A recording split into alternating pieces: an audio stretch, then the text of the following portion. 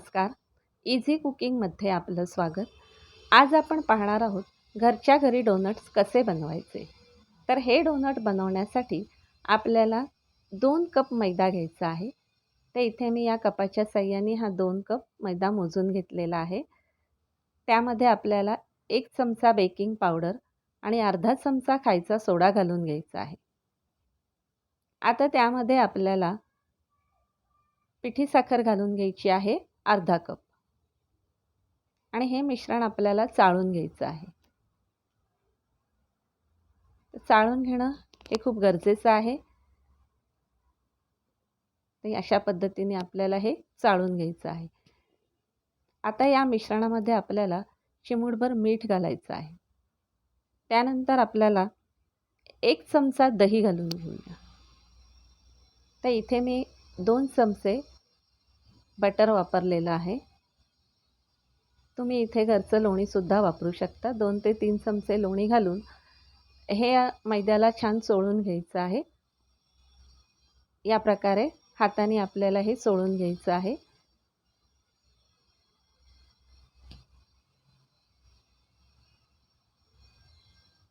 आता यामध्ये आपण 1 पाव चमचा मी इथे व्हॅनिला इसेन्स घालून घेतला आहे. तर 1 कप दूध मी इथे वापरलेलं आहे.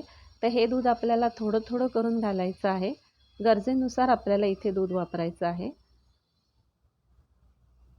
तर या पद्धतीने आपल्याला हे मिश्रण असं भिजवून घ्यायचं आहे. त्याचा एक गोळा तयार करून घ्यायचा आहे. थोडंसं बटर लावून घेऊया आपण आणि याला छान मळून घेऊया. हे बघा, या पद्धतीने इथे आपण असा हा सॉफ्ट डो तयार केलेला आहे.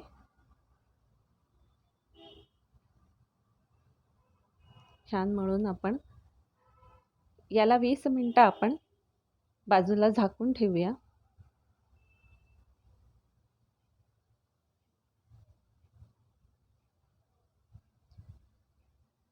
वीस मिनिटं झालेली आहेत.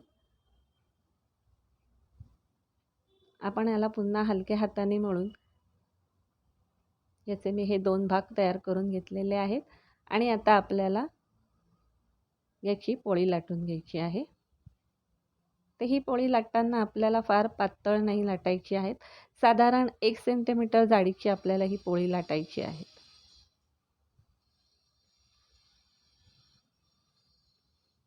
आणि त्यानंतर आपल्याला वाटीने असेचे गोलाकारात पुऱ्या करून घ्यायच्या आहेत या. तर इथे मी ही छोटी वाटी घेतलेली आहे. तुम्ही तुम्हाला हव्या त्या साईजची वाटी इथे घ्यायची. थोडीशी मोठी घेतली तरी चालेल. तर या पद्धतीने या पुऱ्या करून घेतलेल्या आहेत आणि हे आता मी हे छोटंसं झाकण घेतलेलं आहे.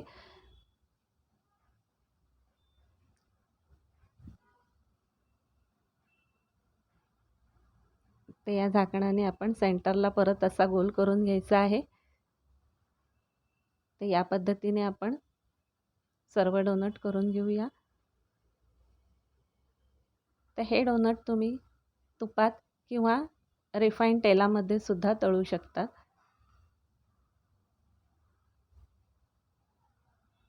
तर हे आपलं तूप तापलेलं आहे आणि त्यामध्ये आपण आता एक एक करून हे डोनट तळून घेऊया. साधारण सोनेरी रंगावर येईपर्यंत आपल्याला हे तळायचे आहेत.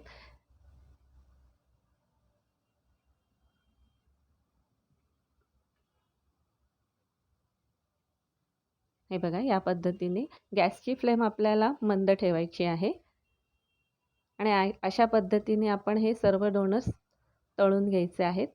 आणि हे डोनट्स आपल्याला थंड करून आपण हे डब्यातसुद्धा भरून ठेवू शकतो आणि आयत्या वेळेस आपण ते चॉकलेटमध्ये डिप करू शकतो.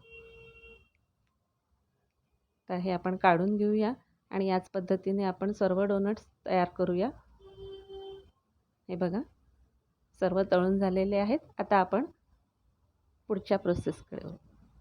तर हे आपल्याला इथे डबल बॉयलर पद्धतीने चॉकलेट मेल्ट करून घ्यायचं आहे.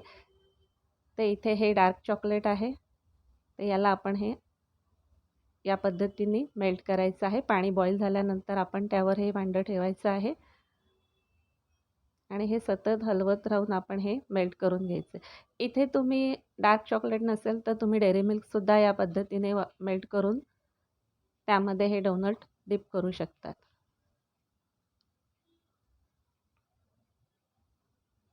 हे बघा, हे चॉकलेट आपलं मेल्ट झालेलं आहे. तर हे आपण एका बॉलमध्ये आपण हे काढून घेऊया. आणि याच पद्धतीने इथे तुम्ही व्हाईट चॉकलेटसुद्धा मेल्ट करून घेऊ शकतात. पण इथे मी हे मिल्क कंपाऊंड घेतलेलं आहे, तेही त्याच पद्धतीने मेल्ट केलेलं आहे. तर हे आपण डोनट या पद्धतीने डार्क चॉकलेटमध्ये डिप करून आपण हे असे साईडला ठेवूया. सेट करण्यासाठी आपण हे या पद्धतीने आपण हे डिप करून सेट करून घ्यायचे आहेत.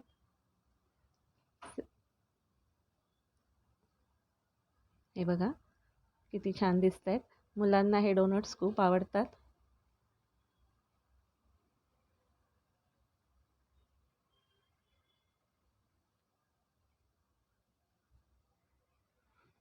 तर आपण याच पद्धतीने आता हे मिल्क कंपाऊंडमध्ये सुद्धा डिप करून घेऊया.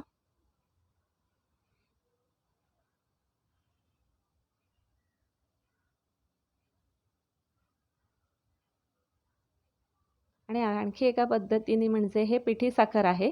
या पिठी साखरेमध्ये सुद्धा आपण हे, तुमच्याकडे जर कोणतंही चॉकलेट नसेल किंवा तुम्हाला आवडत नसेल तर तुम्ही या पद्धतीने पिठी साखरमध्ये घोळवून ते घेऊ शकता. फक्त इथे पिठी साखरेमध्ये डोनट जेव्हा आपण घोळवणार तेव्हा डोनट गरम असला पाहिजे थोडा.